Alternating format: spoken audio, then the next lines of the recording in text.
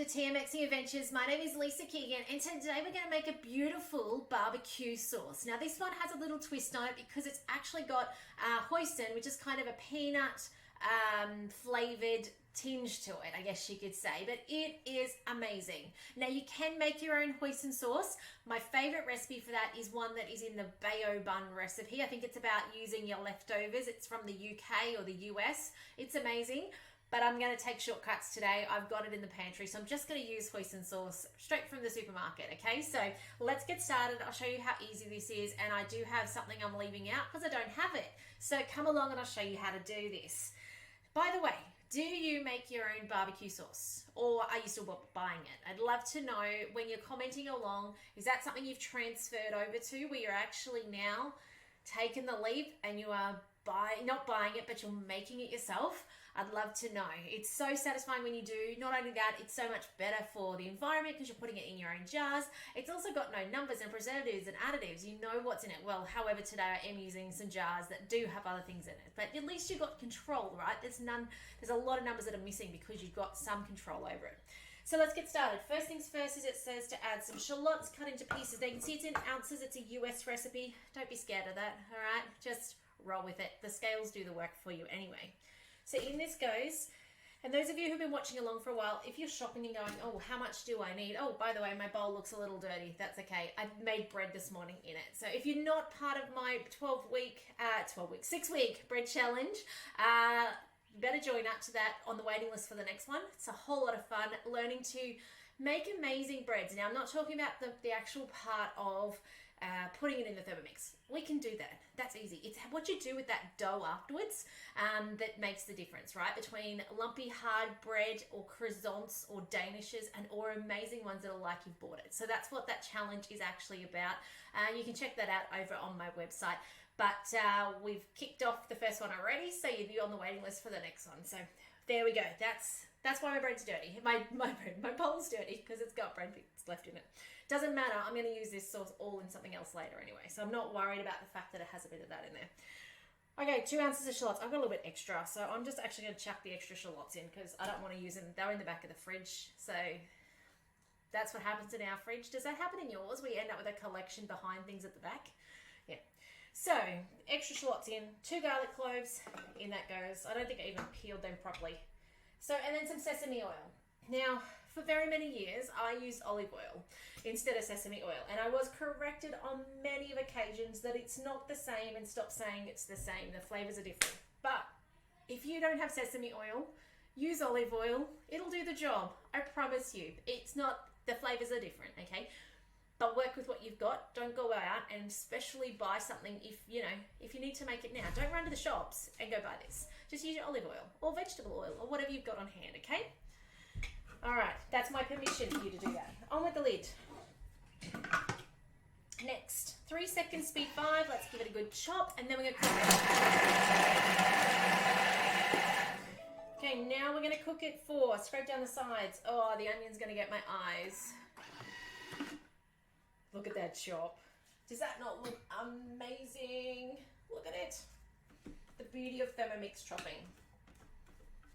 All right, scrape down the sides. I can get that lid back on before the onion gets my eyes without the measuring cup. Let's cook it. So it cooks for 3 minutes at 250 degrees on a slow stir. Now, if you have a TM31 and a TM5 and you are using my videos to cook along to these recipes, which I know many of you do, that is 3 minutes Varoma slow stir.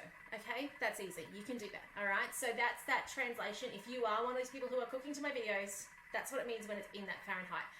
And as I was saying before, with those ounces, multiply by 3 and add a 0. So I just put in, look, a purple onion and 2 cloves of garlic. All right, now it's going to be a bit more work when we get to these next steps, but I'll tell you what they are in grams, okay? My maths is not fantastic, but I can do it, and if I can, you can.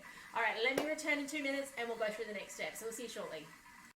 Okay, I was just actually cleaning the floor and Thermi called me back, and that's the beauty of Thermomix cooking, and I know most of you guys know this, but it means that in 3 minutes there is a lot you can get done, whether that's putting away previous ingredients, unpacking the dishwasher, all those other things that calls us in adult life.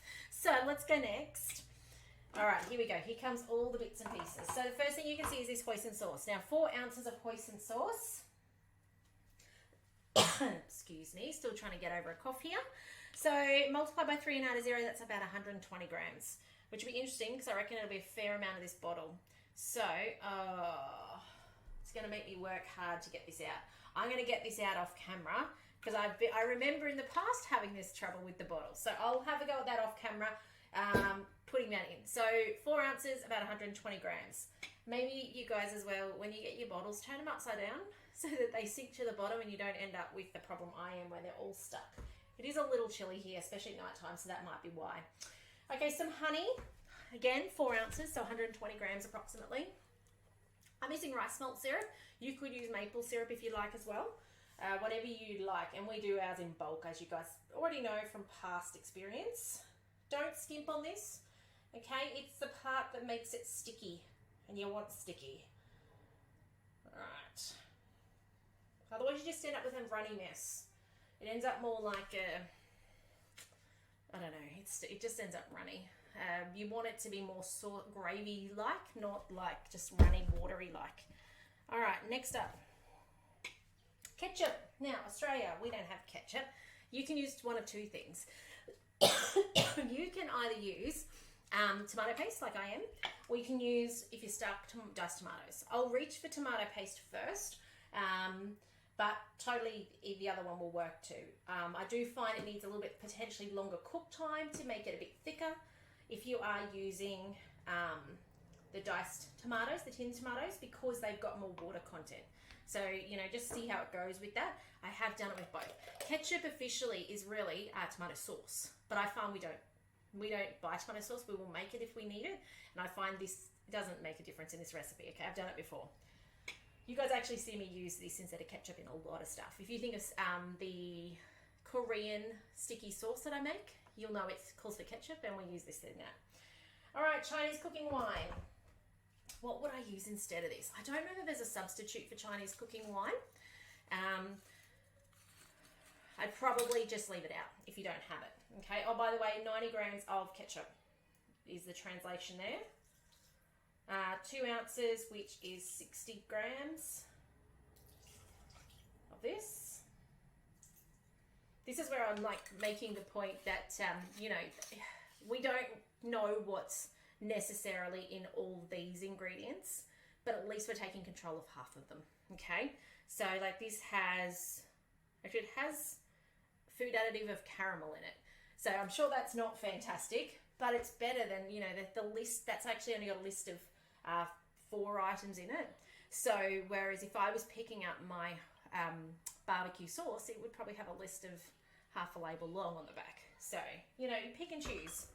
Next, and it does give us that freedom and choice, which I love. Rice wine vinegar.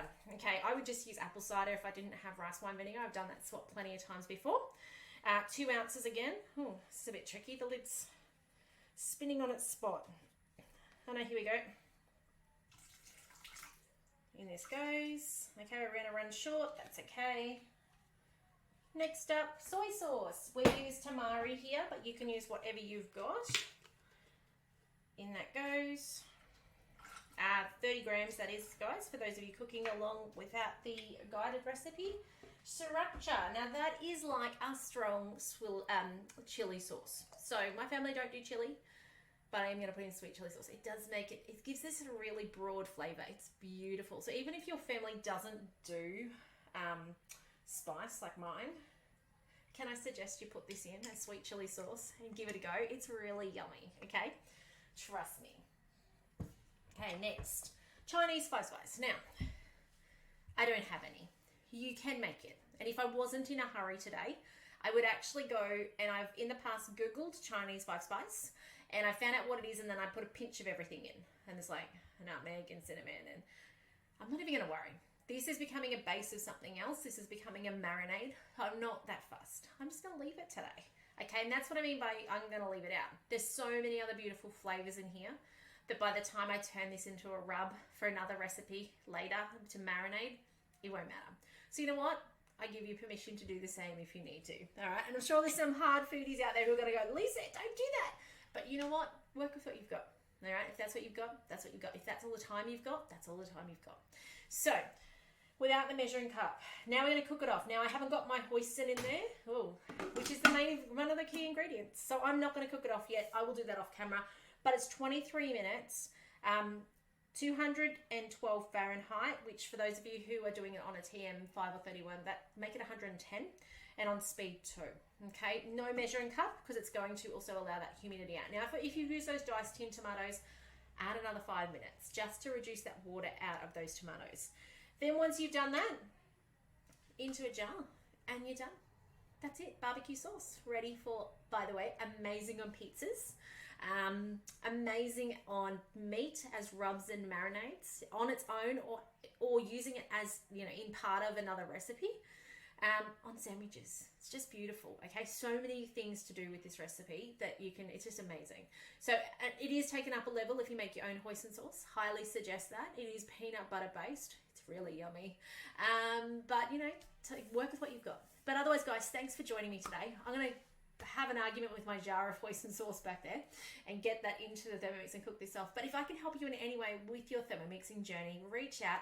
I love to answer your questions. I love to know what's going well, or if you've got any challenges. And certainly if you ever get stuck in a recipe and you're like, oh, this does not look right, don't waste it. Don't throw it out. Reach out. That's what I'm here for, is to help you get the very most out of your Thermomix. And if you don't have one, I'm here to help you get one on the bench. And you know what? It will change your kitchen. It will change what you want to do, what you can do. And at the moment, probably seems all too hard to do. So that's why I love sharing the Thermomix with you, because I really hope that I inspire you to get more out of your machine or transform your kitchen getting one. But otherwise, guys, take care. Can't wait to see you in the next video soon, and we'll see you shortly. Bye for now.